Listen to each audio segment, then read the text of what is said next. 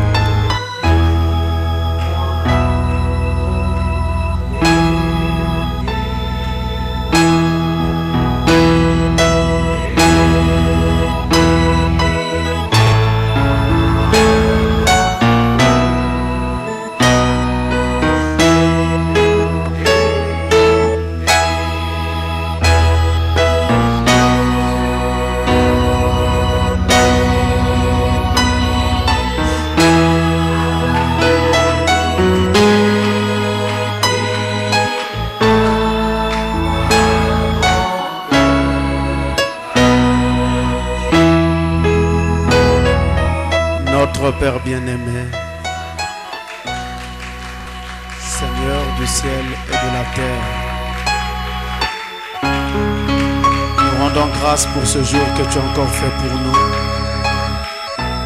Et nous nous présentons devant toi tels que nous sommes, sous les 100 versets de l'agneau, comptant sur tes grâces et ta miséricorde, prions pour que nos péchés soient pardonnés. Et supplions le ciel de nous ouvrir encore la parole pour que la rosée du ciel descende sur nous au travers de toutes sortes de bénédictions spirituelles. Seigneur, accorde au Dieu que personne ne sorte d'ici tel qu'il était rentré, mais que la grâce de Dieu travaille abondamment avec chaque personne et chaque vie. Nous avons pleinement confiance en toi et nous te dédions toute la réunion au nom de Jésus-Christ. Amen.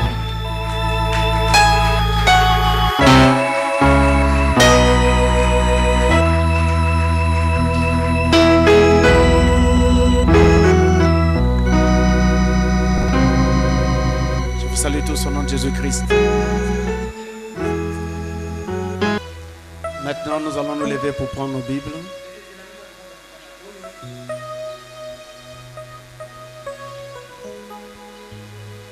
Nous allons lire dans le livre de Samuel.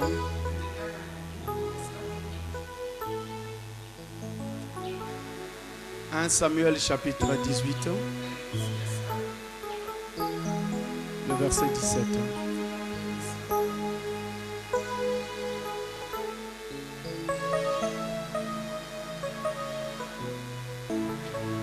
Alors nous lisons au nom du Seigneur Jésus-Christ.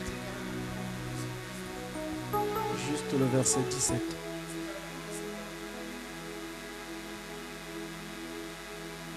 Saül dit à David, « Voici, je te donnerai pour femme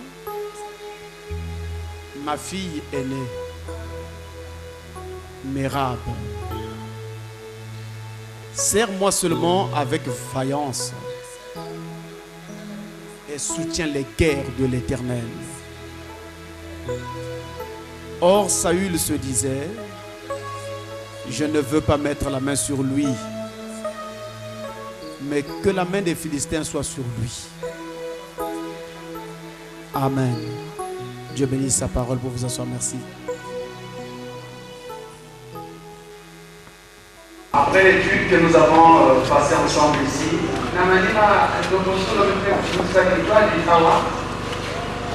sur le jugement divin, nous avons une étude encore. Il sera peut-être pas aussi profonde que la précédente.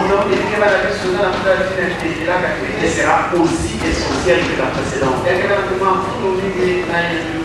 Et nous dirons cela de ce passage que nous venons de lire. où une exhortation était donnée à David de soutenir les guerres de l'Éternel. Et nous voulons donc commencer à parler ce matin sur les guerres de l'Éternel. Les guerres de l'Éternel. C'est assez bizarre de venir parler de guerre devant un peuple dans un temps comme celui-ci où il y a beaucoup de troubles dans la plupart des pays. Et ça fait pas très longtemps que nous-mêmes nous sommes sortis de la guerre dans ce pays. Mais rassurez-vous, je ne viens pas parler de soulèvement. Je ne viens pas parler de révolte. Je viens parler de guerre de l'Éternel. C'est-à-dire des luttes que nous devons soutenir pour Dieu. Une guerre est une lutte. Mais une lutte à main armée entre peuples, entre groupes sociaux et spécialement entre États, entre pays. Lorsqu'il y a donc lutte armée, lutte à main armée entre ces différentes factions que je viens d'indiquer, on dit alors que nous avons une guerre. Et une guerre est faite de batailles. Et dans une seule guerre, on peut avoir plusieurs batailles. Vous pouvez en perdre une. Vous pouvez en perdre deux ou trois. Ce qui est important, c'est que vous gagnez la guerre. Donc, perdre une bataille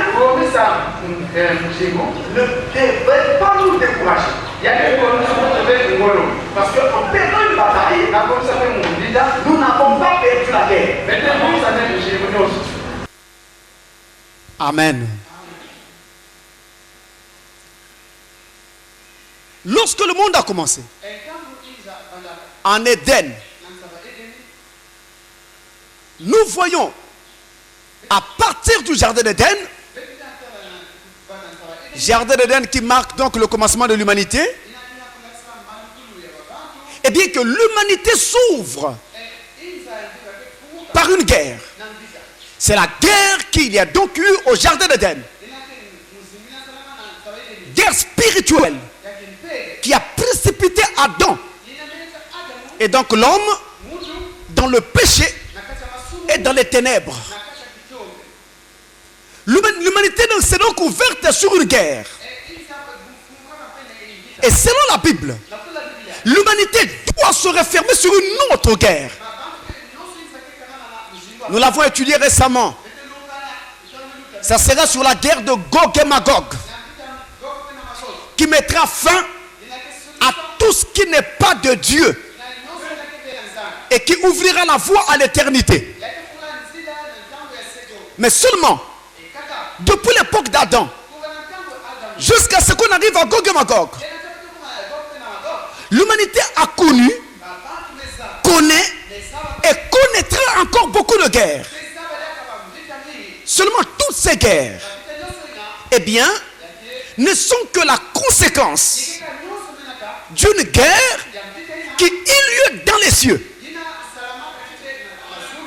La première guerre, celle qui eut lieu entre Michel et Lucifer. Nous allons dans Apocalypse chapitre 12.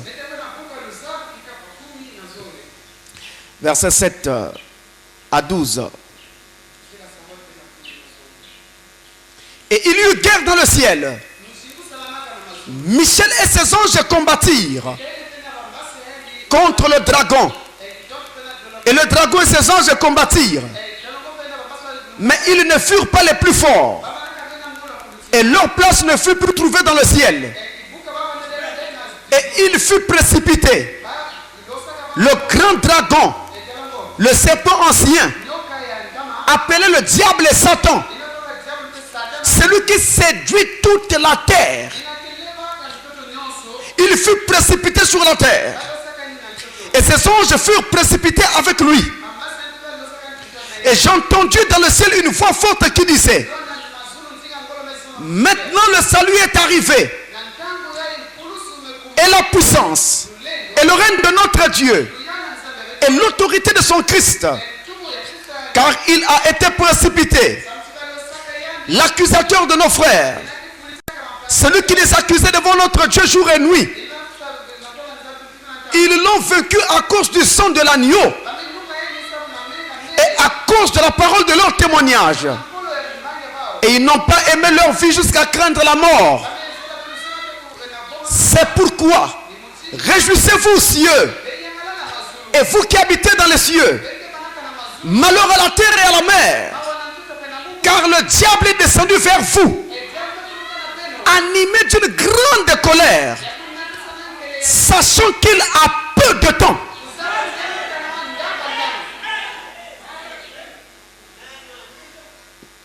Depuis le moment où il fut chassé au ciel, il fut précipité sur la terre. Alors la Bible est formelle. La Bible est formelle et dit: malheur à la terre. Parce que justement le diable, en descendant, descendait tout furieux, avec la décision de faire du mal à la terre et à tout ce qui habitait sur la terre, et particulièrement à ceux qui appartenaient à Dieu. C'est la première guerre. Elle eut lieu dans les cieux, et elle a été à la base de toutes les autres guerres que nous avons connues, que nous connaissons et que nous connaîtrons. Cette première guerre, eh bien, justifie toutes les batailles que nous avons connues, que nous connaissons et que nous connaîtrons. Toutes les batailles, même les batailles les plus insignifiantes, celles qui ont lieu dans notre esprit, même les plus insignifiantes, entre deux hommes, entre deux familles, entre deux villages, entre deux villes ou entre deux pays. En tout cas, on va des plus insignifiantes aux plus sérieuses. Pour le diable, il n'y a pas à ménager ses efforts. Là où il peut frapper, il frappe. Et il ne joue pas avec les proportions. En tout cas, quand il peut frapper un grand coup, il frappe. Mais s'il ne peut frapper qu'un petit coup, il ne dira pas: ne vous laissez tomber, j'attends la possibilité de frapper un grand coup. Non, il va d'abord frapper ce petit coup-là, en attendant la possibilité de frapper un grand coup.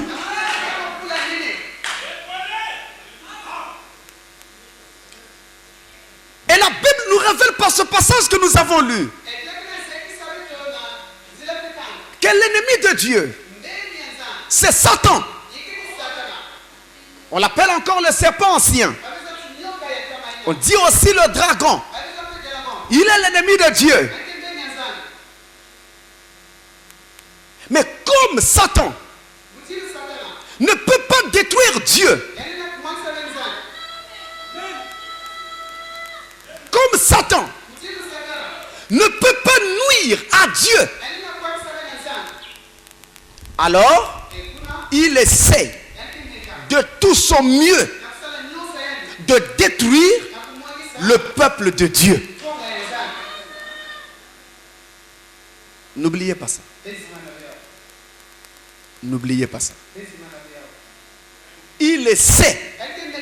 Il a toujours essayé. Il essaie encore. Il essaiera encore de détruire le peuple de Dieu. Et qu'est-ce qu'il fait? De temps en temps, quand même Satan trouve qu'il ne peut pas toucher un fils de Dieu, une fille de Dieu, il est obligé parfois d'aller réclamer cet enfant-là à Dieu. Demandons à Dieu le droit de frapper cet enfant.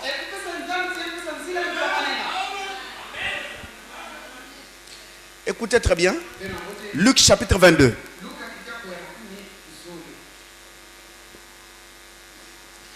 Luc 22, du verset 31 au verset 32. 31 à 32.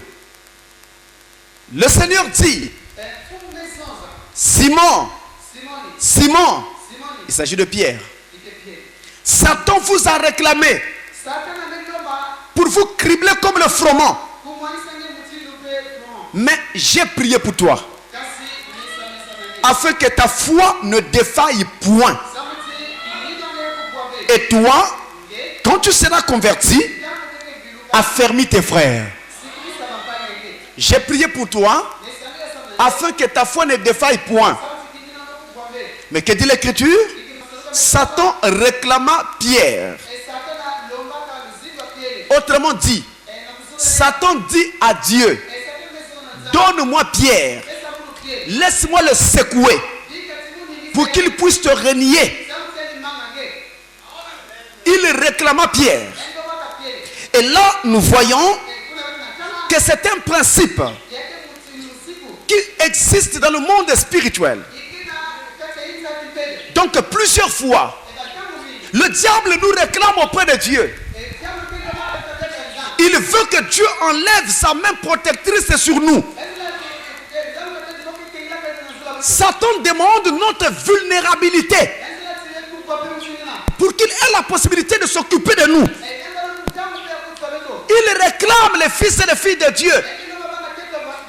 Il y a des choses qui vous arrivent qui ne vous arriveraient pas en temps normal. Et même quand vous regardez, vous-même vous comprenez que c'est cette situation-ci qui m'a entraîné dans tel problème. Mais la situation vient de qui? Elle vient d'où? Et pourquoi cette situation apparaît-elle en ce moment-là? C'est là où nous avons besoin d'expérience spirituelle. Satan nous réclame. Il y a même des fois, vous sentez que vous étiez au bord de la mort. Vous enlevez votre pied et c'est la route d'une voiture qui passe. C'est-à-dire, il suffisait de quelques secondes de retard pour que vous soyez emporté. En fait, c'est le diable. Il réclame les fils et les filles de Dieu. Dans le livre de Job, écoutez bien cette histoire révélatrice. Job au chapitre 1. Job au chapitre 1. Du verset 6 au verset 12.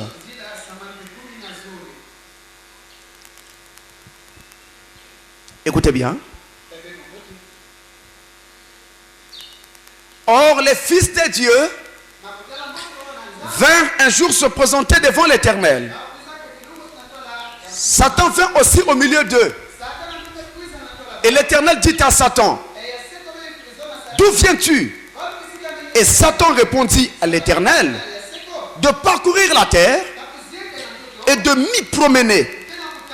L'Éternel dit à Satan, as-tu remarqué mon serviteur Job? Il n'y a personne comme lui sur la terre. C'est un homme intègre et droit, craignant Dieu et se détournant du mal. Et Satan répondit à l'Éternel, est-ce d'une manière désintéressée que Job craint Dieu? Est-ce que c'est vraiment sans intérêt que Job craint Dieu? Ne l'as-tu pas protégé? Lui, sa maison et tout ce qui est à lui, tu as béni l'œuvre de ses mains. Et ses troupeaux couvrent le pays. Mais étends ta main, touche à tout ce qui lui appartient. Et je suis sûr qu'il te maudit en face. L'Éternel dit à Satan, Voici tout ce qui lui appartient. Je te le livre. Seulement ne porte pas la main sur lui. Et Satan se retirera de devant la face de l'Éternel. Voilà comment le diable réclame les fils et les filles de Dieu. Quand tu commences à manifester de l'intégrité dans sa parole, quand tu commences à marcher avec fermeté, c'est le moment que Satan choisit pour te réclamer. Il dit: oh Seigneur, tu dis qu'elle est ta fille. C'est parce que tu l'as bénie. Enlève la bénédiction. Et regarde si elle ne sera pas une prostituée. C'est parce que tu l'as protégée. Enlève la protection. Et regarde s'il n'ira pas courir, n'ira pas voir les féticheurs. Vous voyez? Oh, pendant qu'il dit ça, Dieu alors accepte le défi. Bon, d'accord. J'enlève ma main. Vas-y, touche-le. Secoue-le. Mais tu verras qu'il restera fidèle. En réalité, quand le diable vient secouer, Dieu sait, et il le savait d'avance, que vous serez bousculés. Et vous allez même peut-être trébucher. Mais vous n'allez pas tomber. Je répète, Dieu savait d'avance, avant même d'autoriser, que quand la secousse viendra, vous serez secoués. Vous pourrez même trébucher. Mais sa confiance repose dans le fait que vous ne pourrez pas tomber. Un fils de Dieu ne tombe pas. Une fille de Dieu ne tombe jamais. Parce que la main de Dieu vous tient. Quand vous marchez, vous trébuchez sur une pierre. Vous criez parce que vous êtes sur le point de tomber. Mais la main de Dieu vous tient. Vous ne serez jamais au sol. Parce qu'il y a une main plus forte qui vous tient.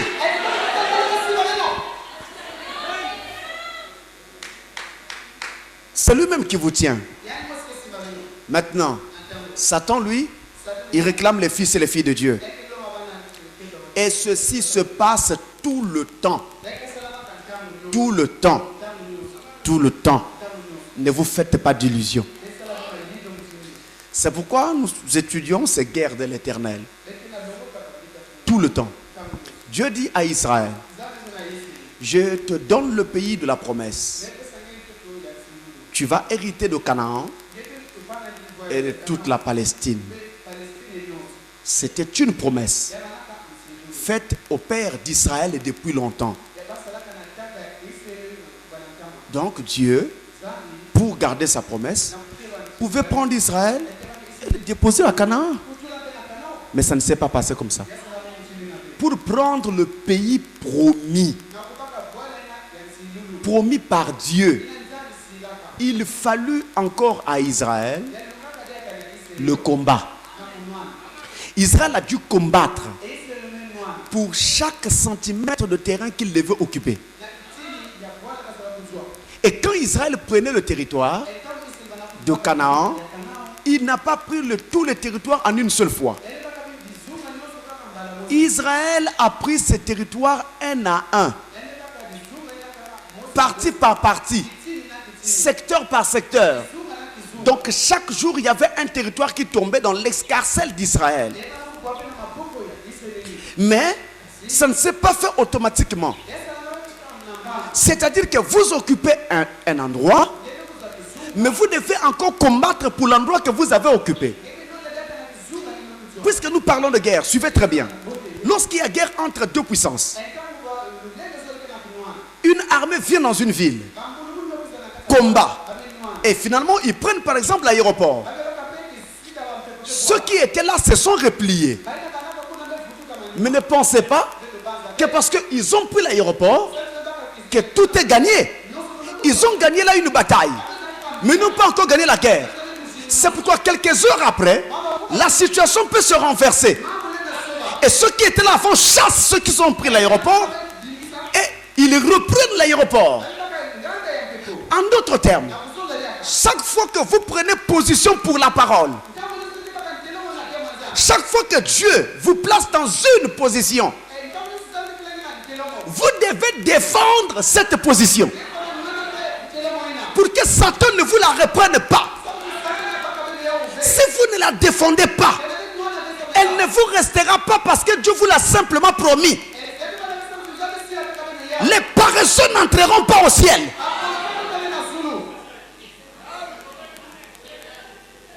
Non, je sais que je suis fils de Dieu, donc tout ira bien, je vais rentrer. C'est vrai.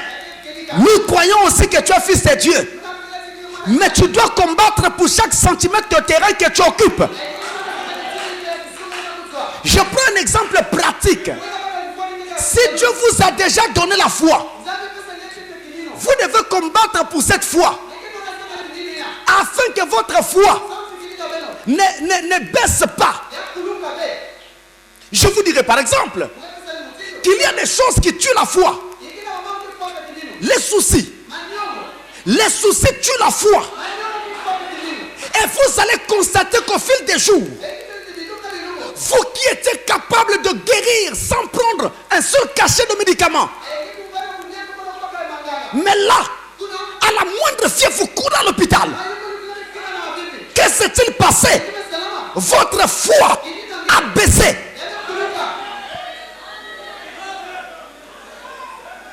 Et pourtant, la foi est un don de Dieu. Mais quand Dieu vous a donné quelque chose, vous devez défendre ce qu'il vous a donné. Vous devez combattre pour garder ce qu'il vous a donné. Si vous ne combattez pas, vous allez perdre même ce que vous aviez. Et le prophète dit ceci. Suivez attentivement. Dans la prédication, quand l'amour s'élance, ici j'enseigne des principes vraiment pratiques. Et nous allons aller dans ces choses de façon très très profonde au fur et à mesure dans nos leçons, mais de façon pratique. Mais je vais vous donner les clés de ces choses. Amen. Aujourd'hui, j'introduis simplement la leçon. Suivez très bien. Dans la prédication, quand l'amour s'élance, paragraphe 21.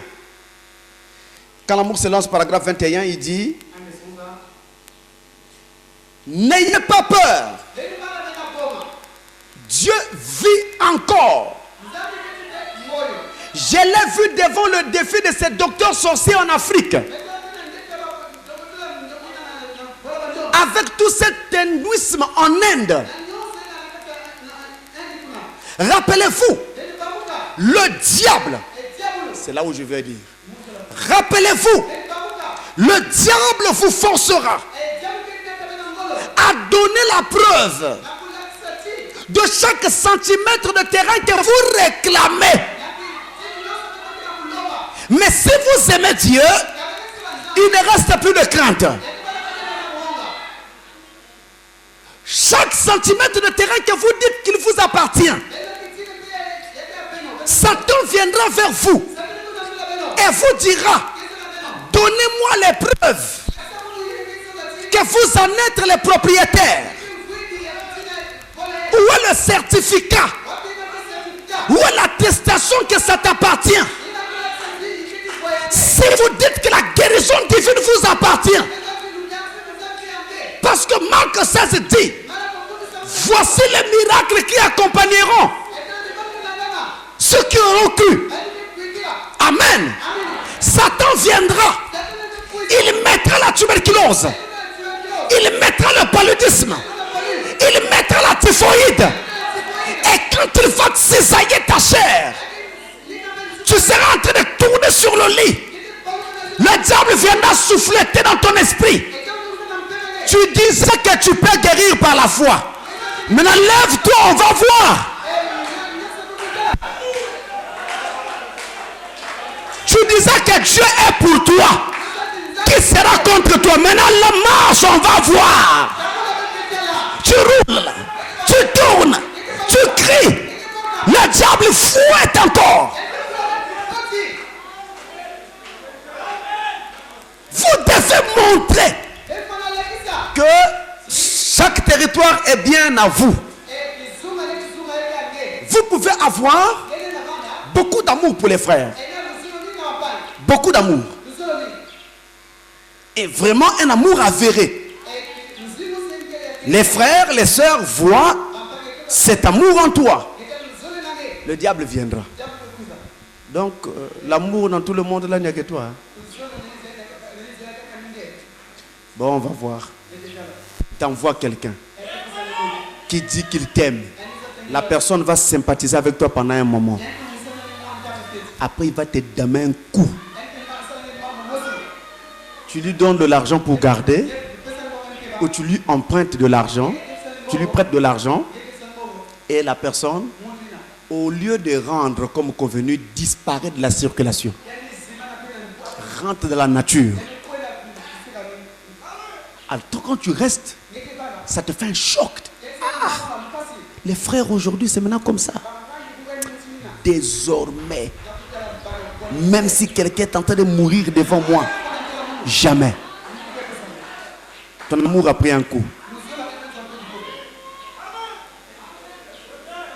Ton amour a pris un coup. Le diable est venu te dire, donne-moi la preuve que tu as l'amour. Tu as été incapable de montrer ton attestation. Vous voyez? Et ça, c'est au niveau de toutes les vertus de la parole. Toutes les vertus qui doivent être dans un chrétien. Tu peux avoir ces vertus en toi. Ça y est vraiment là. Mais Satan viendra et te demandera la preuve. Tu dis que tu as la gentillesse? Donne-moi la preuve. C'est la sœur la plus gentille du monde, quoi. Elle s'est dans son dehors. Elle ne fait que sourire. Quelle sœur merveilleuse. Après, le diable vient. Tu verras quelqu'un pour... Parfois, il n'y a vraiment rien. Mais en public, on t'insulte. On te lave. En public. Le diable vient. Pendant qu'on est en train de t'insulter, tout le monde est là. Et les gens commencent à crier. Tu vois, tu es maintenant là comme une idiote là. Le diable vient de... Oh, mais comment tu peux te laisser faire comme ça? Mais toi aussi, tu es un être humain. Qu'est-ce que la femme qui t'insulte là a de plus sur toi? Toi aussi, rends. Rends. Rends. Mais rends. Alors la sœur sort de sa position. Toi, tu veux montrer quoi? Qu'est-ce que tu me dis là-bas? Tu plaques, je te tape. Ah, tu disais que tu étais gentil.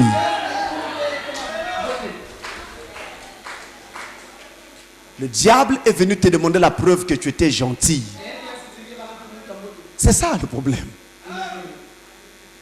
Comme me disait un frère, quand il voyait la stature de l'homme parfait, qu'est-ce qu'il disait? Il faisait ceci. Donc, on avait dessiné ça à l'église et lui il venait devant le tableau, il voyait la stature de l'homme parfait, il disait, vous voyez, ça c'est moi ça, tout ça c'est moi. C'est moi ça. Et il parlait pieusement, vraiment avec souplesse. C'est moi.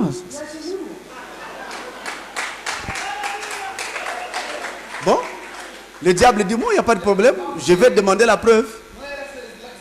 Ouais, dans la statue de l'homme parfait, il y a aussi la tempérance. Et faut me dire que c'est la vertu la plus difficile à avoir. Les autres sont assez faciles, mais ça là, la tempérance, comme ça. Parce que chaque être humain a un amour propre qu'il n'aime jamais voir être blessé.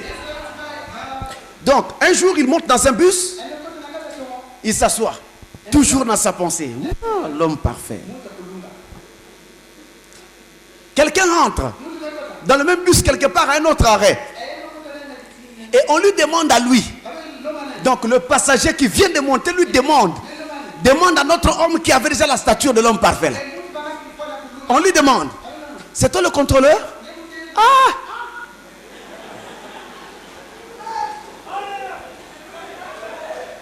Il a trouvé qu'on l'avait insulté. Il dit quoi? Donc moi j'ai l'air d'un contrôleur. Il a râlé.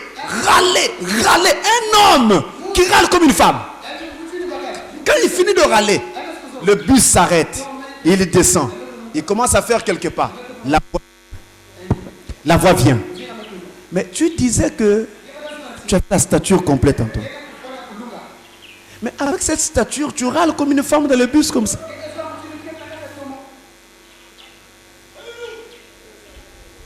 Satan viendra demander la preuve. Alors je voudrais donc vous dire que nous sommes en guerre. Écoutez bien. Ephésiens chapitre 6, verset 12.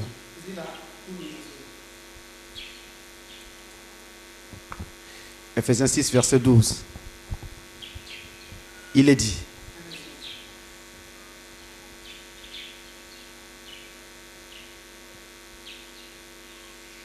Verset 12. Hein? Car nous n'avons pas à lutter contre la chair et le sang, mais contre les dominations, contre les autorités, contre les princes de ce monde de ténèbres, contre les esprits méchants dans les lieux célestes.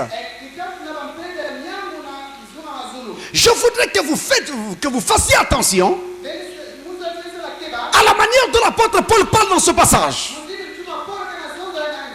Il ne parle pas d'une lutte du passé.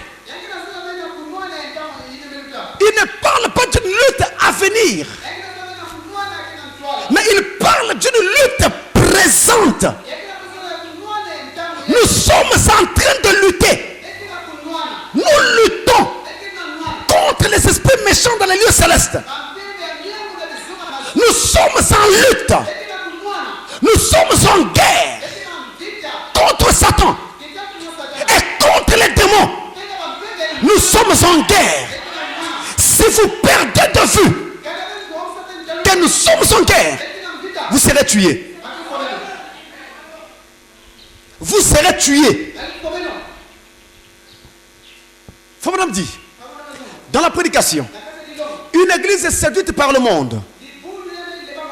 Écoutez encore ceci attentivement. Paragraphe 8.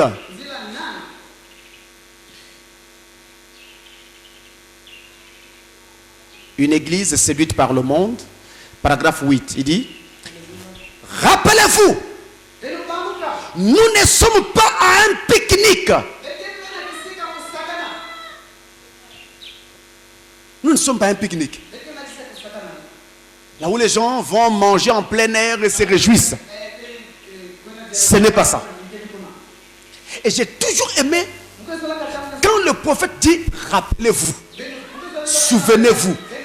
En d'autres termes, c'est quelque chose qui ne doit pas quitter notre mémoire. Rappelez-vous, nous ne sommes pas à un pique-nique. Nous sommes sur un champ de bataille. Bien des gens pensent qu'une fois devenus chrétiens, ils ont fait tout ce qu'il fallait. Qu'alors le problème est réglé pour toujours. Et que parce qu'ils sont chrétiens, tout ira comme sur des roulettes. C'est pour combattre. Excusez-moi. Écoutez, j'ai sauté quelque chose. Tout ira comme sur des roulettes. Ne vous mettez jamais cela en tête. Car si je suis devenu chrétien, c'est pour combattre. Pour combattre le bon combat de la foi. Si je suis devenu chrétien, c'est pour aller au front. Si vous avez peur du front, repartez dans le monde. Nous sommes des soldats chrétiens. Et il nous faut être formés et instruits. Il nous faut connaître toutes les techniques de l'ennemi pour savoir comment nous fortifier et comment livrer le combat. Et nous ne pouvons le faire qu'au fur et à mesure le Saint-Esprit nous le révélera. C'est ça que nous allons étudier pendant cette leçon. Nous ne pouvons pas prendre ce que d'autres nations nous disent lorsque nous allons à la guerre. Prendre certaines de leurs idées. Mais nous devons prendre nos propres idées. La façon dont le Saint-Esprit nous dirigera. Et les idées que lui nous donnera. Car il est le commandant en chef de l'armée des chrétiens.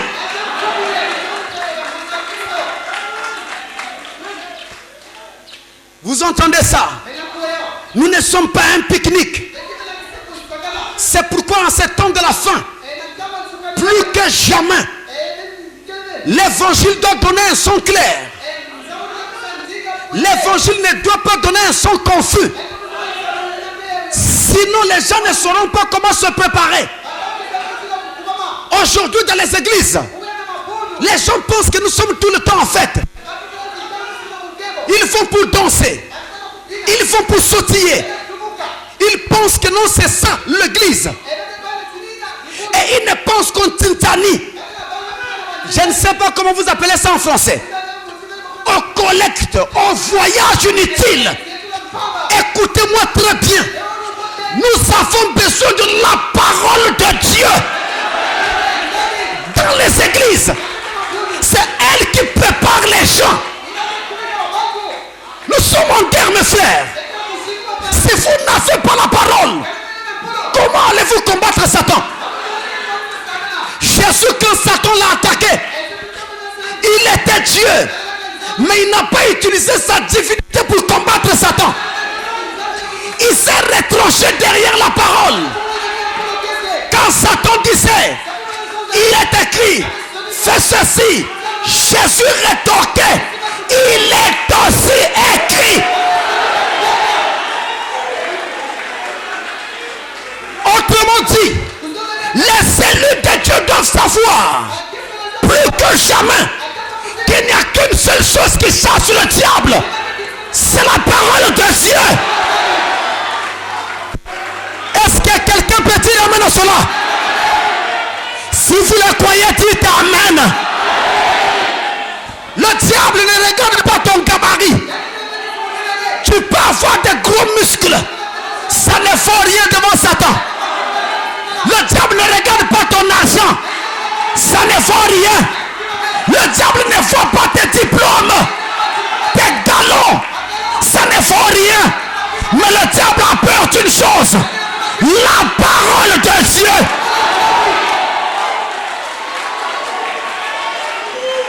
Si elle est en toi, attention, je ne dis pas si elle est dans ta tête.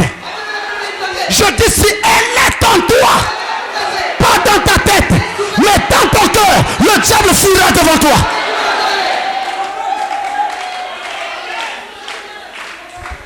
Vous avez vu l'histoire des 7 fils de Séva. Ils sont allés prier pour les malades. Le diable qui était dans le malade s'est redressé. Il priait en disant, au nom de Jésus, que Paul prêche, Satan sort. Le diable dit, oh, mais tous ces contours là c'est pourquoi? Au nom de Jésus, que Paul prêche, Satan sort. Mais le circuit est trop long. On dirait que les gens là sont des tricheurs. Même le diable avait découvert ça. C'est pourquoi, si vous venez au nom de Jésus, que Branham prêche, Satan sort, le diable dira, il y a un problème ici. Il y a quelque chose qui ne va pas ici. Quelque chose ne marche pas. Les gens là doivent être des tricheurs. Satan dit à ces gens-là, je connais Jésus, je connais Paul, mais vous, qui êtes-vous? Alléluia. Voilà la question. Je connais Jésus, je connais Branham, mais toi, qui es-tu?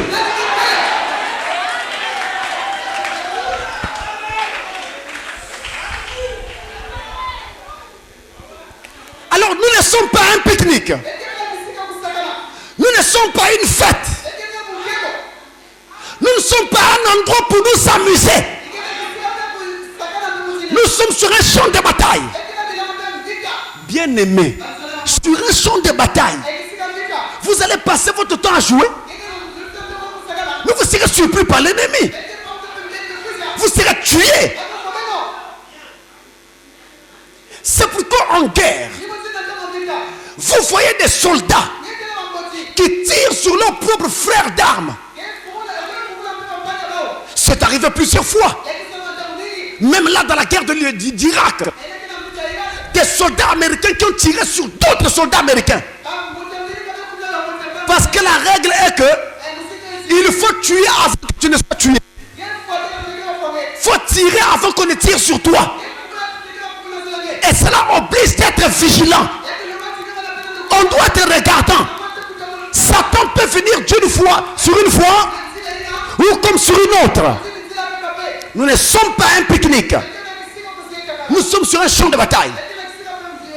Et le prophète ajoute, ce faisant, il nous faut être formés.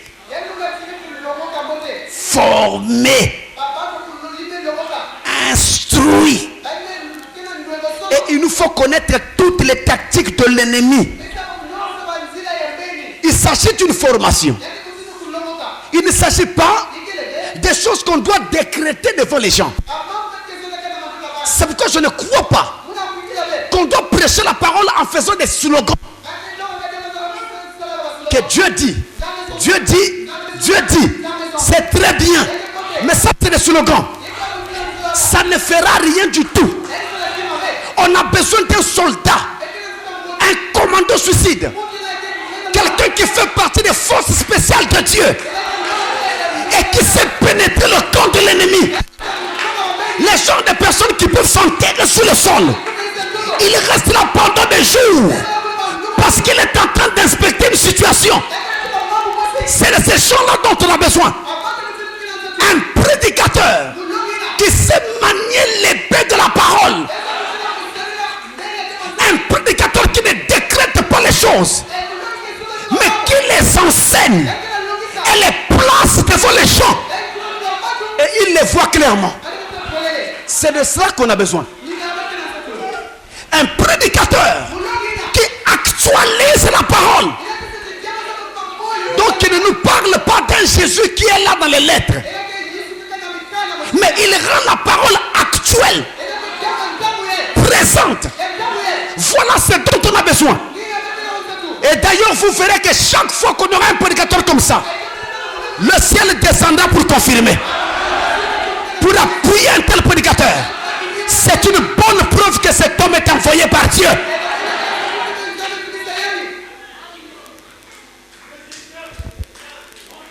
Il nous faut alors être formés. Alors il dit vraiment formé. Donc il s'agit d'une formation. Mais une formation est à la fois théorique et pratique. On doit donner la théorie et ensuite les gens doivent passer à la pratique.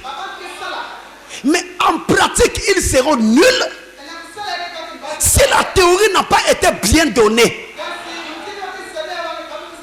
La théorie ne peut pas être bien donnée si celui qui prêche ne connaît pas lui-même où est-ce qu'il conduit les gens.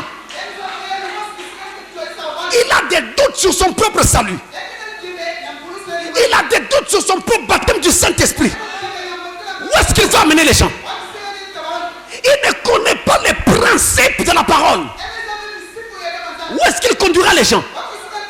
C'est pourquoi j'entends dire partout à la cité que si tu es malade, il faut chercher un bon médecin.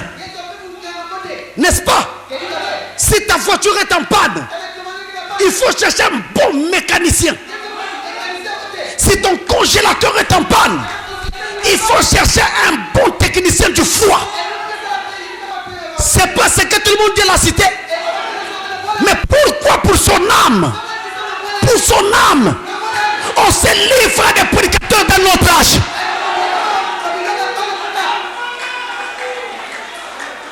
Pourquoi? Pour l'âme.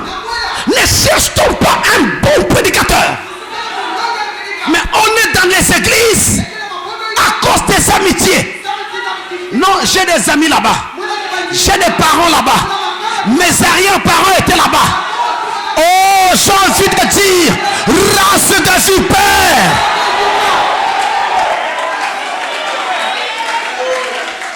Même si tes parents sont là-bas, Jean-Baptiste, ses parents étaient pharisiens, mais il n'a pas suivi la foi de ses parents.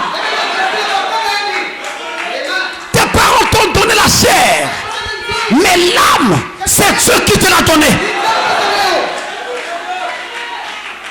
Le salut est individuel. Le salut ne s'obtient pas par la famille. Ah, quand mes parents sont morts, ils m'ont laissé ici. Je ne peux pas quitter. Tu ne sais pas de quoi tu parles. Si tu savais, tu quitterais. Tu ressembles à une personne. Les parents l'ont laissé dans une parcelle qu'ils avaient achetée. Une fois les parents morts, la famille réclame la parcelle. Vous ne voulez pas donner. Ils commencent à faire passer les gens un à un. Un à un. Et toi tu es là, tu dis moi je reste. Moi je reste. Tu vas passer comme les autres.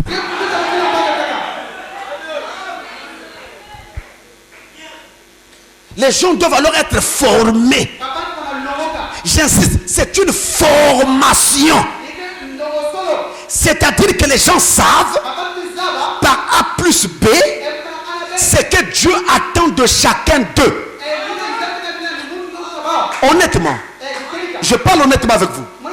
Plusieurs fois, dans l'esprit des chrétiens, en fait, ils se demandent qu'est-ce que Dieu attend concrètement d'eux. La réponse que vous donnez à cette question, c'est celle-ci. Dans votre esprit, vous dites, Dieu attend de moi que je vive sa parole. C'est la réponse que tout le monde donne. Que je sois droit. Mais cette réponse est largement insuffisante. Vivre sa parole en faisant quoi? Être droit en faisant quoi? Et comment?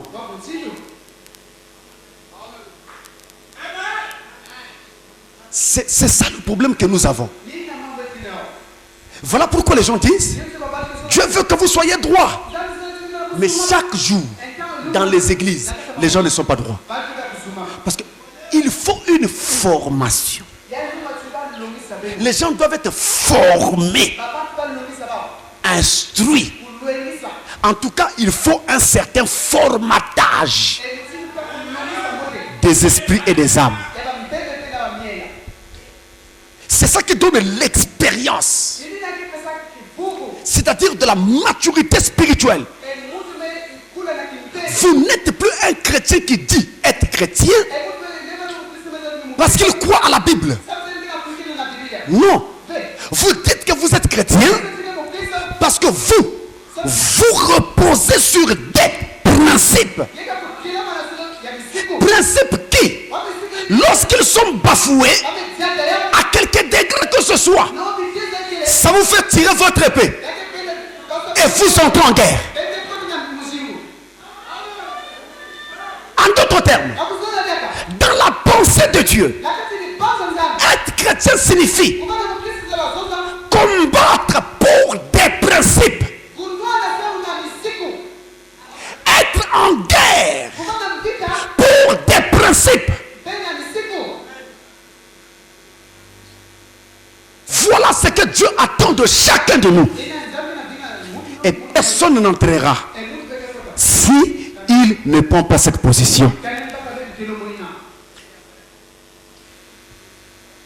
Notez encore une autre chose. Dans cette guerre dans laquelle nous sommes engagés, nous avons un adversaire. Nous avons un adversaire. Là encore, il y a un petit problème. Il nous est facile de penser à quelqu'un d'autre comme étant un adversaire. Quand un frère à marcher sur votre pied, nous pensons automatiquement que ce frère-là est un adversaire. Quand une sœur a mal parlé de vous, il nous arrive facilement de penser que la sœur-là, c'est une adversaire. Mais nous nous trompons. Écoutez, dans 1 Pierre chapitre 5, 1 Pierre chapitre 5, le verset 8, il est dit: soyez sobres, veillez. Votre adversaire, le diable, rôde comme un lion rugissant, cherchant qui il dévorera. Ce verset est vraiment un verset très particulier. Et même la rédaction du verset est parlante. Les mots sont choisis et parfaitement à propos. Et vous voyez, il y a même des ponctuations dans ce verset qui en littérature ne devraient pas être. Vous voyez par exemple qu'après le mot soyez, il y a une virgule. On n'en avait pas besoin. Mais c'est fait à dessein. C'est un grand message que Dieu nous envoie. Soyez. Soyez sobre, veillez. En d'autres termes, gardez son discernement en alerte, en permanence. Votre adversaire, ici la Bible est précise et nous présente notre adversaire, le diable. Ce n'est pas un frère, ce n'est pas une sœur. Notez-le une fois pour toutes. Dans nos familles, nous avons des parents. Parfois, dans certaines familles, il n'y a pas d'entente entre ces parents-là. Mais malgré tout, ils ne sont pas vos adversaires. Nous n'avons qu'un seul adversaire. C'est le diable. Il peut arriver que le diable utilise un frère ou une sœur et il vous fait du mal. Mais la maturité spirituelle voudrait que je sois capable de faire la différence entre ce frère et le véritable ennemi. Maintenant, quand on prend le frère utilisé par Satan comme étant l'ennemi lui-même, en ce moment-là, ça dénote des manques de maturité spirituelle. Et c'est pourquoi souvent la communion est rompue entre frères et entre sœurs. Plus de communion. Parce que je te dis, ça c'est mon adversaire. Et en tout cas, la communion est quasiment superficielle. Parce qu'on se dit, voilà mon adversaire. C'est une erreur très grave. Et elle dénote d'un manque de maturité spirituelle. Et j'ai envie de dire, jusqu'à quand resterons-nous toujours des enfants? Vous ne pouvez pas faire que tout le monde vous acclame. La terre entière ne peut pas vous aimer. Il y aura sur la terre des gens qui vont vous aimer, mais il y en aura d'autres qui ne vous aimeront pas. Il y en aura même qui vous haïront. Rien que votre seule présence suffit pour les irriter. Mais qu'est-ce que vous voulez? Même quand Jésus était sur la terre, c'était comme ça. Il ciel lui-même. Mais tout le monde ne l'aimait pas. Pour preuve, il a été crucifié. Et ça a été le cas de tous les prophètes de Dieu. Et que dit d'ailleurs l'Écriture? Que tous ceux qui veulent vivre pieusement en Jésus-Christ seront persécutés. Dès lors que vous devenez chrétien et vous voulez être chrétien véritablement, sachez-le, les persécutions viendront. Et elles viendront même de là où vous ne vous attendiez pas. De votre chef au travail, de vos collègues au travail, dans la famille, dans le quartier, dans le voisinage, partout. Et le prophète dit qu'un chrétien, même s'il ne dit jamais un seul mot de mauvais contre quelqu'un d'autre, même s'il n'a jamais joué quelqu'un, malgré tout, on le haïra. On parlera du mal de lui.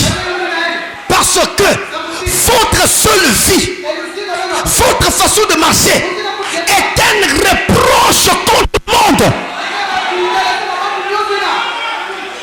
Quand les gens vous regardent dans le quartier propre, vous n'êtes pas mêlé aux gens qui critiquent. Vous vivez simplement, sobrement.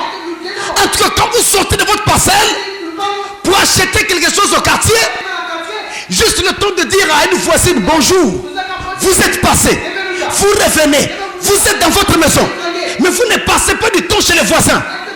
Je vous dis rien que ça, les gens diront, qu'est-ce qu'il veut montrer?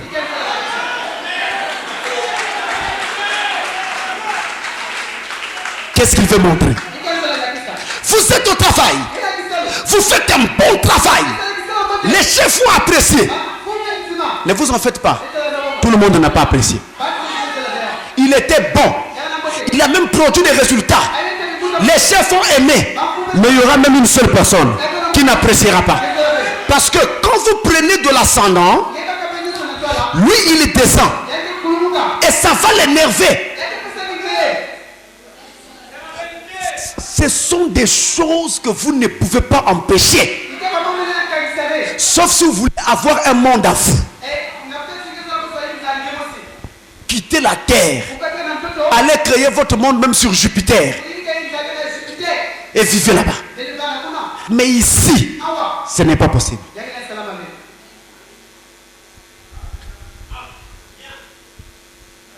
Prendre un frère ou une sœur comme un ennemi, c'est une erreur très grave. Et ce sont ces erreurs-là. D'ailleurs, ça dénote le manque de maturité spirituelle. Mais aussi, ce sont ces erreurs-là qui, depuis longtemps, ont empêché beaucoup de gens de croire à la parole comme vous. Je vous prends un exemple simple. Vous avez dans la maison un enfant qui ne veut pas croire, qui est vraiment incrédule, ou un mari. Et il peut même arriver que le mari aille prendre d'autres femmes dehors. Il les amène jusque sur votre lit. Quand vous voyez ça, vous pétez les plombs. Quoi? Ça, je ne peux pas accepter. Oui. Bien. Vous avez le droit de faire remarquer à votre enfant, à votre mari, à votre femme, à votre frère, quelque chose que vous n'avez pas apprécié. Vous avez ce droit-là. Mais seulement, il faut veiller sur la manière dont vous allez parler. La manière dont vous allez parler peut éloigner la personne une fois pour toutes de Dieu. Vous comprenez? Si vous êtes tellement énervé, au point où vous lui flanquez des paroles du genre, toi tu es un démon en os. En tout cas, c'est sûr que le diable est parfaitement assis à toi. En toi, tu n'entreras même pas au ciel, toi. Ou alors tu l'injuries, tu le qualifies de tout. Devant les gens du quartier. La personne se dira, de toute façon, tout le monde ici sait que je suis pour moi voyou. je suis ce que je suis. Donc même si je fais, il n'y a pas de problème. Les gens savent déjà. Et alors la personne se complaît dans cette position-là et reste alors éloignée. Autre chose, quand dans votre tête, vous vous promenez avec des pensées du genre, celui-là, il doit être un fils du diable. C'est sûr qu'il y a une mauvaise sémence dans la personne. Vous êtes en train d'éloigner la personne de Dieu sans vous en rendre compte. Alors, vous venez prier. Seigneur, sauve cet enfant. Sauve mon mari. Sauve ma femme. Mais quand vous terminez la prière, vous regardez votre femme, dans votre tête, ça doit être un démon. La prière est annulée.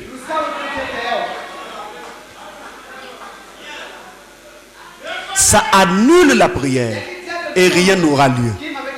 Et les années passent. Vous venez voir les pasteurs et les diacres. Pasteur, regarde le problème, regarde. J'ai tout fait, tout. Ça ne marche pas. Est-ce que tu as prié, pasteur? J'ai même jeûné. Oh, au fond, tout se passe dans sa tête. Parce que ce que vous voulez que votre enfant, votre mari ou quelqu'un d'autre soit, ça doit commencer dans votre pensée. Vous voyez la personne comme ça dans votre tête. Chaque jour quand vous marchez, pour vous la personne est bonne. Et un jour, vous verrez ce que vous désirez dans votre pensée là s'accomplir. C'est fondamental. Vous voyez qu'il faut une formation. Il faut une formation. Une fois, j'ai eu un cas ici à l'église, plusieurs fois même. J'ai béni Dieu que ça a un peu diminué. Une soeur était tombée presque morte là. Les frères m'ont appelé, c'était un jour de culte, à l'heure où je partais à l'église. Je me suis dit, mais allez à l'hôpital. Je pensais que ce n'était pas grave. Après, j'ai raccroché. Et après, je me dis, Seigneur, si ces frères m'ont appelé à l'heure où je suis en train de m'habiller pour aller au culte, et ils le savent bien, ils savent que je m'en vais au culte, et je veux conduire le culte, c'est que la chose doit être plus sérieuse que ça. Je rappelle au téléphone. Vous êtes où? Oh, nous sommes à tel endroit. Je dis, j'arrive. En ce moment-là, il y avait une telle panique que même les paroles, on n'entendait pas trop bien ce que l'un et l'autre disaient. Je fonce à l'hôpital de Mawata. J'arrive là-bas, là où j'aurais entendu dire qu'ils étaient là. J'arrive là, ils n'étaient pas là. Je rentre, je demande. Il n'y avait personne. J'appelle encore, mais vous êtes où? Nos pasteurs, nous sommes à l'église maintenant. Donc en fait, quand je passais pour aller à Mawata, eux m'avaient croisé. Donc, ils se sont dit, c'est sûr qu'il nous cherchera, après il va revenir à l'église. J'ai foncé à l'église. Je vous montre simplement pour vous parler d'un fait. J'arrive ce jour-là, c'était un vendredi. À cette époque-là, je conduisais encore les réunions de vendredi. J'arrive, l'heure du culte était déjà là. Les gens étaient même rassemblés. Je suis venu, j'ai dit donc, je suis venu directement à l'hôtel. J'ai dit à l'église ce jour-là qu'on a un grand combat là-bas au balcon et je voudrais que vous puissiez nous assister pendant que nous prions là-bas. Vous aussi dans votre cœur vous priez. Alors je suis descendu. Je suis reparti au balcon. J'arrive, je trouve la personne étendue, raide. Je vous dis, alors si un médecin était là, il pouvait vous dire tout le reste. Parce que la petite commission passait déjà et tout le reste. Et la personne était raide et le corps était devenu froid. Plus aucun signe de respiration. Plus rien du tout. Dès que j'arrive, j'ai posé la question à mes frères qui priaient là-haut. Depuis combien de temps priez-vous? Ah pasteur, ça fait environ 30 minutes que nous sommes en train de prier là. Depuis ces 30 minutes, qu'est-ce qui s'est passé pendant que vous priez? Pasteur, rien. Elle n'a même pas bougé. Pasteur, vraiment rien. Donc, ils ont prié. Pendant environ 30 minutes, il n'y a rien eu. Aucun signe d'attention, rien. Et eux, ils continuent à prier. Démon sort! Démon sort! Démon sort! Je leur ai dit arrêtez. J'ai arrêté la prière. Et j'ai dit attendez, je vais prier. Je suis venu, je me suis mis à genoux, comme la personne était tendue. Je me suis mis à genoux avec un seul pied. Et j'ai mis le dos de ma main sur la personne. Pas la paume, mais le dos. Vous direz, pasteur, ça fait la magie.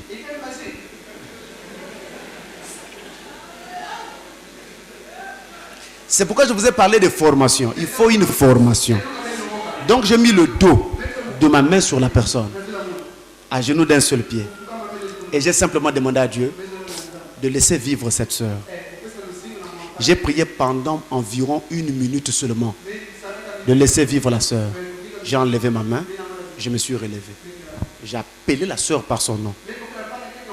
Après, elle a répondu, pasteur,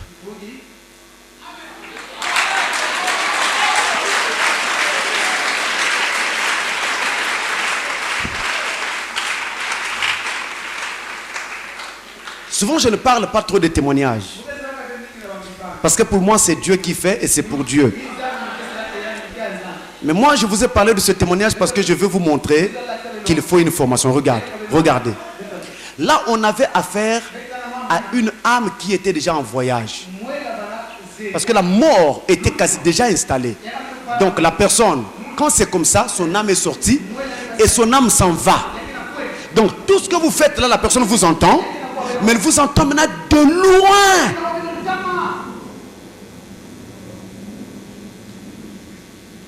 La personne vous entend.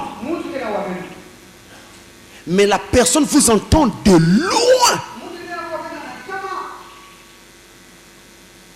Alors, si vous continuez à prier en disant démon sort, cela veut dire que vous ne croyez pas aux premières prières que vous avez faites. Dans les premières prières, vous avez dit à Satan de sortir. Mais vous continuez à prier pendant 30 minutes, 1 heure en disant au diable sors. Ça signifie que chaque prière que vous faisiez là, vous n'y croyez pas. Mais tu avais déjà dit au diable sors. Pourquoi 1 heure après sors? 2 heures après sors? Il faut que l'âme s'en aille totalement. Donc l'âme était déjà en voyage. Ce que je devais faire, c'était de rappeler cette âme dans son corps.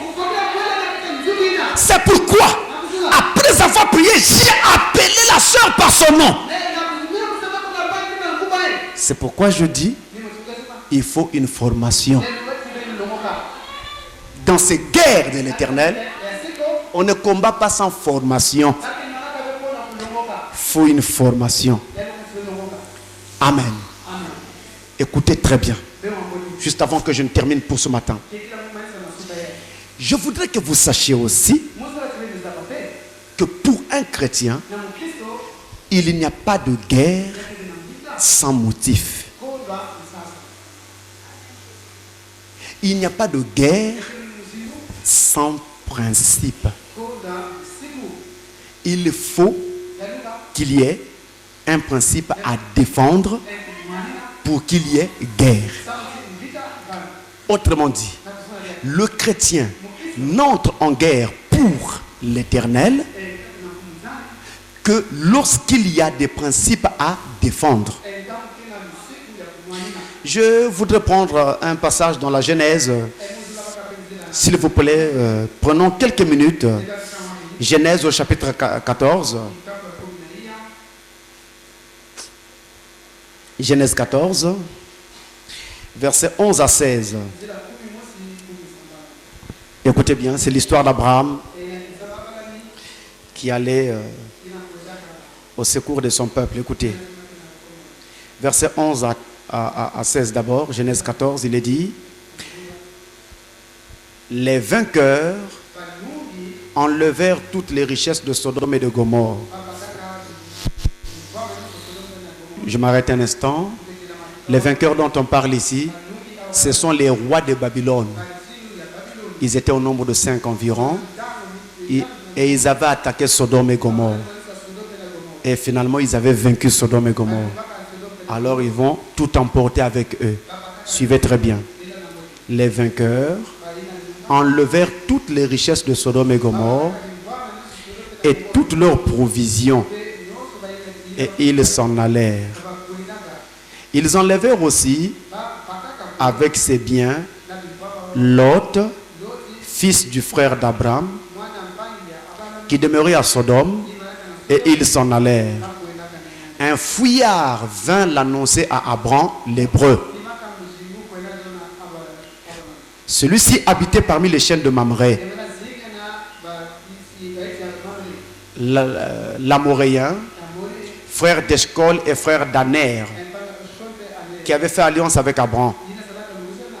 Dès qu'Abram eut appris que son frère avait été fait prisonnier, il arma 318 de ses plus braves serviteurs nés dans sa maison, et il poursuivit les rois jusqu'à Dan.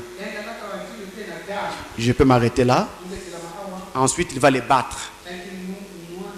Je saute. Je suis au verset 21. Le roi de Sodome dit à Abram, parce qu'Abram était finalement victorieux, et il les a tous délivrés. Le roi de Sodome dit à Abram, donne-moi les personnes et prends pour toi les richesses. Abram répondit au roi de Sodome, je lève la main vers l'Éternel, le Dieu très haut, maître du ciel et de la terre. Je ne prendrai rien de tout ce qui est à toi, pas même un fil, ni un cordon de soulier, afin que tu ne dises pas, j'ai enrichi Abram. Rien pour moi. Le prophète, quand il a enseigné sur ce passage, il nous a montré ici un principe fondamental qui doit régir toute guerre. Je prends la prédication, Hébreux chapitre 7, première partie. La prédication, Hébreux chapitre 7, première partie, paragraphes 75 et 76. Là, il va nous dire,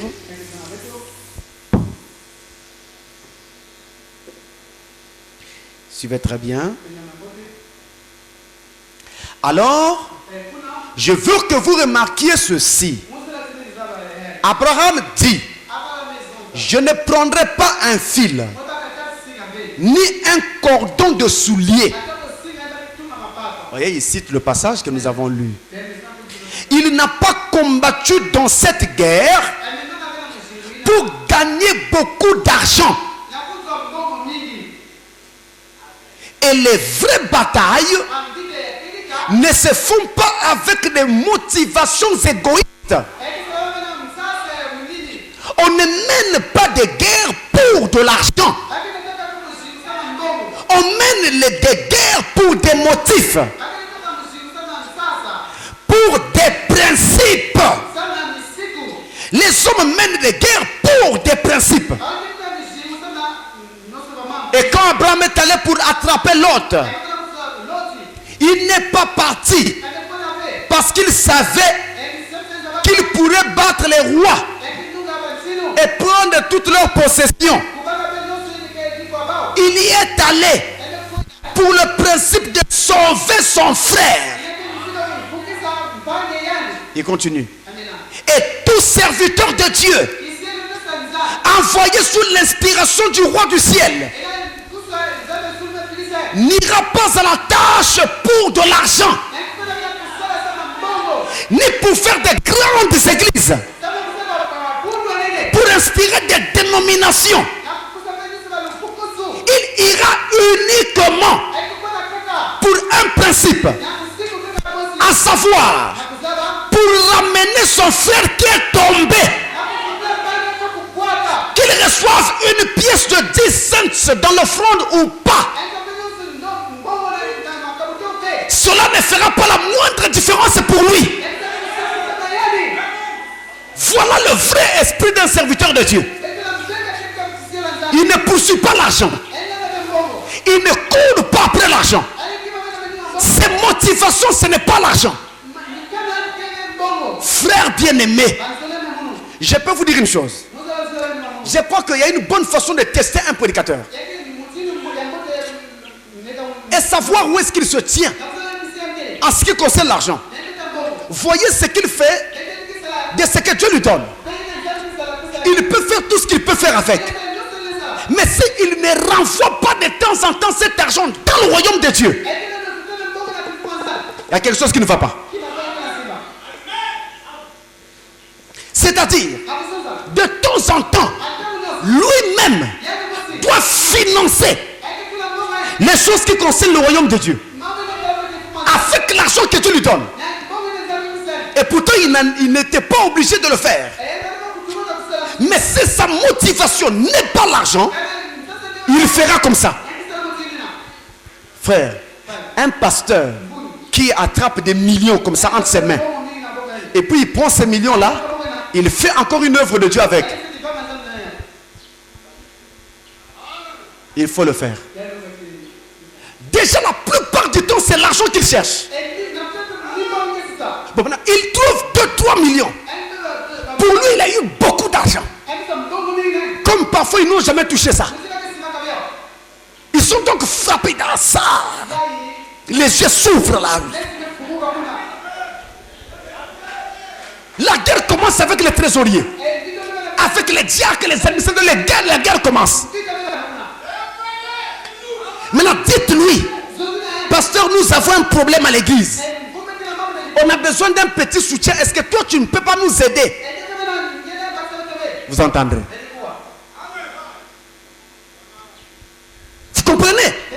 C'est ça toute la différence, mes frères.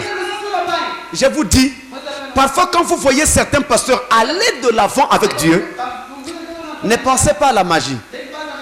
Dieu sait ce qu'ils font dans l'ombre sans le dire. Pendant ce temps, vous perdrez votre temps. C'est un magicien. Il fait ceci. Il fait cela. Non, l'amour pour Dieu d'abord. Faites-le et vous verrez. Parce que là où vous aurez dépensé 500 000, Dieu en renvoie 4 fois plus. Vous voyez? Mais vous avez dépensé 500. Mais Dieu vous en renvoie 2 millions. Frère, le problème c'est d'abord aimer Dieu. Et le reste là. Quand vous aimez Dieu, tout ça, ça devient facile. Il est facile de mettre la main dans sa poche et de soutenir l'œuvre de Dieu. Parce que vous aimez Dieu. Et vous savez les guerres que vous combattez. Vous combattez pour l'éternel. Donc un prédicateur mandaté par Dieu ira pour relever les frères qui sont tombés. Mais il n'ira pas pour se faire de l'argent. Ce qui m'importe, c'est que la parole soit donnée et que les gens soient sauvés. Parce qu'il y a trop de confusion dans les églises. Il faut leur apporter la parole clairement. Et pour ce faire, on met la main à la pâte. Sans regarder à ce que nous recevons. Ce n'est pas important. Ce qui est important, c'est le salut de quelqu'un quelque part. Écoute, laissez-moi vous dire ça. Ça va vous encourager. J'ai ici une soeur. Elle est même présente en ce moment, je la vois. Elle est venue ici comment? Elle était chez elle.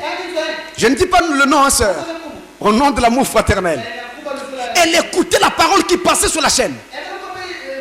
C'était la prédication naître de nouveau. Pendant qu'elle était assise là, suivant cette prédication, elle entend une voix, seule dans sa chambre, qui lui dit: l'homme que tu vois là, l'homme qui est en train de prêcher là, ce n'est plus lui, il est au ciel en ce moment. La sœur est ici maintenant. Elle est là présente maintenant.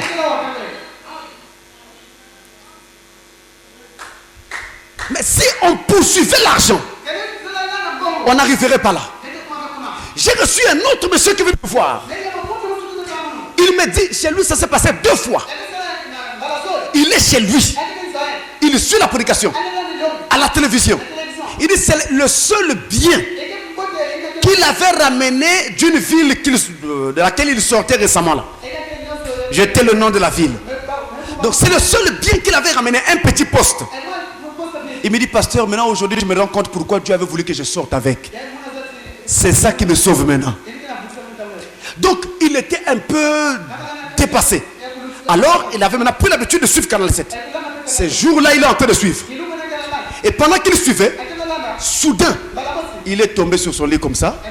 Il a fait comme s'il s'assoupissait. Il entend une voix qui lui dit: ce que tu cherchais depuis longtemps. Tu as entendu ça? Cherche cet homme. Il se réveille. Il regarde, il n'y a personne. Il sort là, il regarde autour de la maison, il n'y a personne. Il rentre. Il a dormi. Le lendemain, il est encore devant l'écran. Une autre prédication. La même chose se répète. Et cette fois-là, il ne s'assoupit pas. Il est éveillé. Il entend une voix qui lui cherche cet homme. Alors il a couru au bureau de Canal 7. Il dit: pasteur, je devais te trouver. Il fallait que je te voie. Je ne pouvais plus traîner. Vraiment. J'allais même abandonner le poste en question là où j'étais. Mais quelque chose me disait: amène ça. Et aujourd'hui, c'est ce poste qui me permet de trouver Dieu. Frère bien-aimé, on arrive à ça quand on n'a pas des idées mercantiles. C'est là qu'on arrive. On a de tels résultats. Et j'en ai plusieurs. Sinon le temps manquerait de vous donner tous les témoignages. Il y en a beaucoup. Il y a même un homme des sciences occultes qui a dit, il suivait Canal 7. Après il déclare: enfin, les chrétiens commencent à m'intéresser.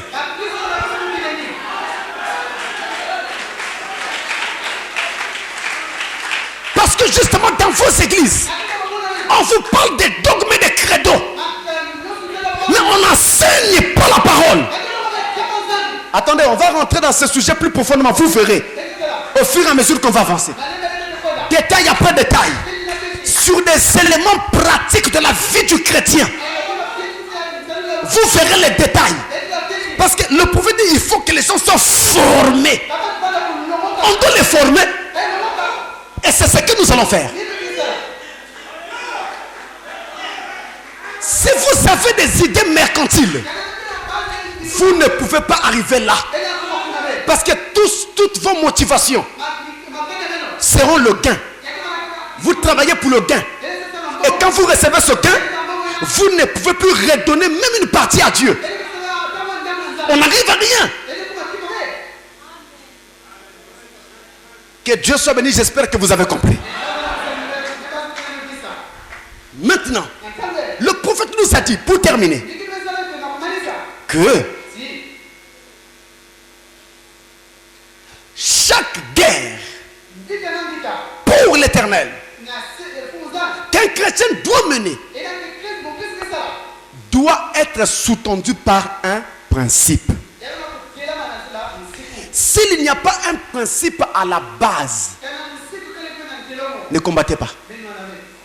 Il faut que ce soit un principe qui vous oblige à faire la guerre. Alors, qu'est-ce qu'un principe? C'est là où je voudrais terminer pour aujourd'hui. Écoutez-moi bien. Un principe, c'est le commencement, l'origine, si vous voulez, les origines, la cause première.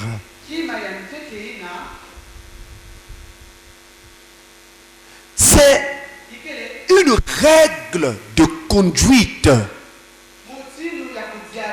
Donc, vous avez là une règle qui vous montre exactement, de façon détaillée, qu'est-ce qu'il faut faire pour chaque chose. Et cette règle-là est appelée un principe. C'est donc une loi fondamentale. J'ai envie de dire, c'est le fondement. Voilà pourquoi j'ai dit c'est les origines, le commencement, la cause même. C'est le fondement. sur lequel le chrétien est assis. C'est ce qu'on appelle un principe. Vous n'êtes pas chrétien en l'air. Vous n'êtes pas un chrétien utopiquement. Vous n'êtes pas un chrétien de façon imaginaire. Mais vous êtes un chrétien parce que vous êtes dans une armée. L'armée des chrétiens.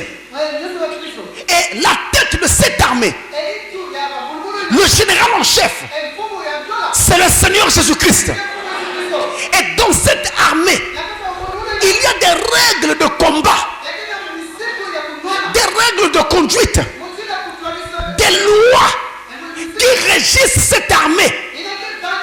Et toutes les batailles et les guerres de cette armée, ces lois-là, c'est ça qu'on appelle les principes. Et lorsque un seul de ces principes est bafoué, combattu, le chrétien tire l'épée. Il entre en guerre pour l'éternel, pas contre l'éternel, mais pour l'éternel. Autrement dit, chaque jour de notre vie est un combat permanent pour l'éternel, pour la vérité, pour la parole de Dieu.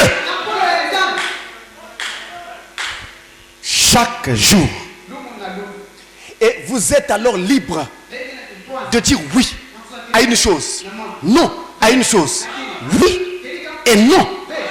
Quand vous voulez, vous dites oui. Quand vous ne voulez pas, vous dites non. Même si les gens disent qu'est-ce que vous voulez montrer, eux ne comprennent pas que vous n'êtes plus un chrétien selon le catéchisme d'hier, mais vous êtes un chrétien qui est basé sur des principes.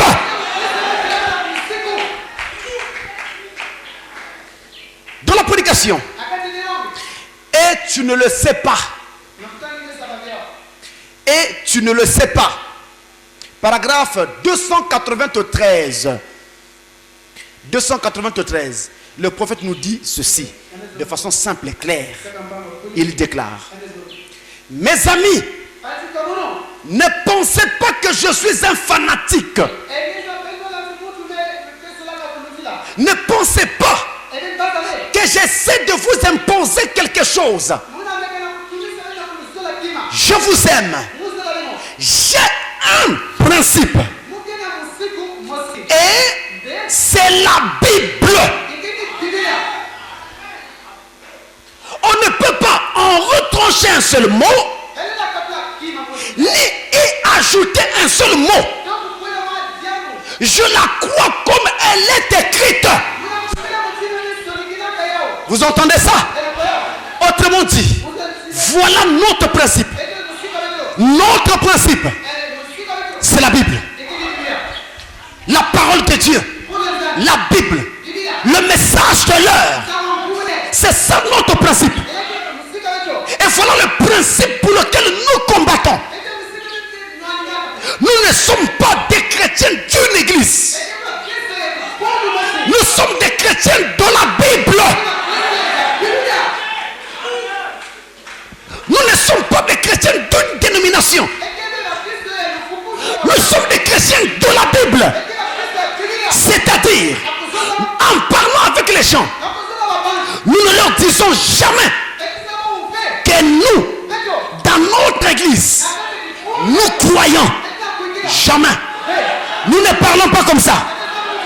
Comme vous dites en Kikongo, Beto, Nadibundia Beto. Les élus ne parlent pas comme ça. Ce sont les vierges folles qui parlent comme ça. Nicodème est venu voir Jésus. Il dit: maître, nous savons que toi, tu es un docteur venu de Dieu. Jésus regarde autour de lui. Il n'y avait personne. Oh, mais pourquoi il dit nous? Lui et qui? Nous savons. Moi et ma dénomination. Moi et mon église. Dans notre église, nous savons. Nous croyons. Les chrétiens ne parlent pas comme ça.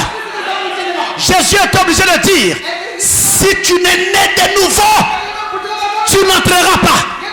Il devait commencer par la nouvelle naissance. Les chrétiens nés de nouveau disent, ça, je n'y crois pas. Pourquoi? Parce que la parole ne me le dit pas. Ça, c'est ce que votre église dit. Il ne s'agit pas d'église. Il s'agit de la parole. Est-ce que les cellules disent amen maintenant? Non, c'est votre église. Est-ce qu'en venant vers toi, je t'ai parlé d'église? Je parle de la parole. Vous voyez, la parole, c'est ça notre principe. Notre principe, c'est la parole. Et c'est la parole que nous défendons. Et c'est pour la parole que nous combattons. Chacun, là où Dieu l'a placé, chacun avec le don que Dieu lui a donné, chacun avec les grâces que Dieu lui a données. Mais tous, nous combattons pour. Attention, veillez à ne pas combattre contre la parole. Une chose peut être faite, elle peut être bonne, mais être contre la parole. Vous voyez par exemple quand les femmes mettent le, comment vous appelez, le peigne à cheveux, hein, pour renvoyer les cheveux en arrière, ou quand ils utilisent cette pommade qu'on appelle le zazou, ensuite cette pâte là pour que les cheveux tombent là. Quelques semaines après, les cheveux sont coupés. Ainsi, ce peigne à cheveux a été contre-productif. Au début, ça semblait vous faire du bien, mais après, ça vous fait briser la parole. Parce que la parole dit que la femme ne doit pas couper ses cheveux.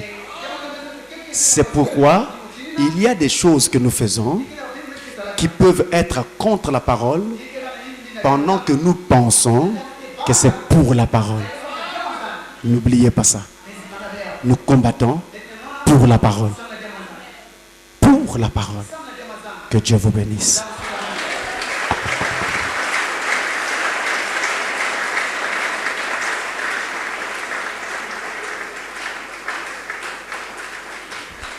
À l'ouest, le soleil se couche. Arrive à la fin de sa course. Et je vois combien ce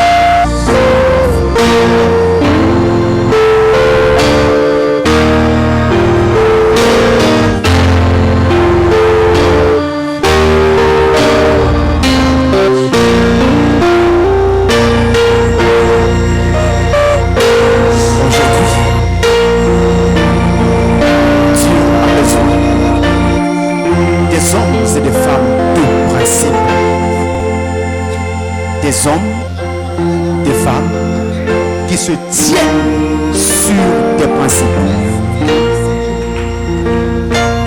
qui sont formés, instruits sur la parole, fondés sur la parole, et qui savent le pourquoi de chaque chose qu'ils font en Christ.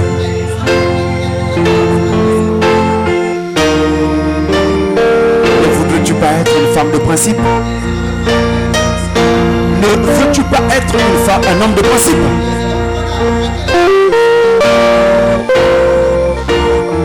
que la lumière du soir est en train de briller.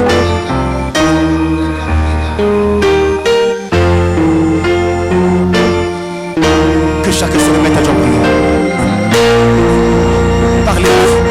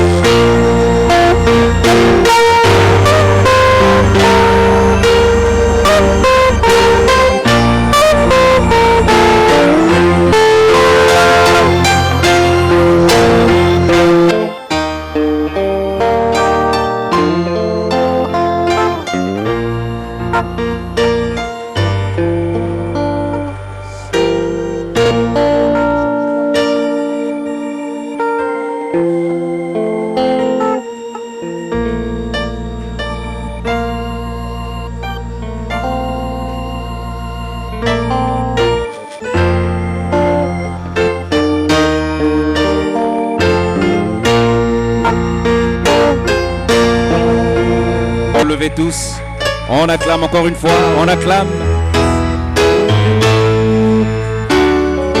Nous sortons en louange, Saint de lumière proclame.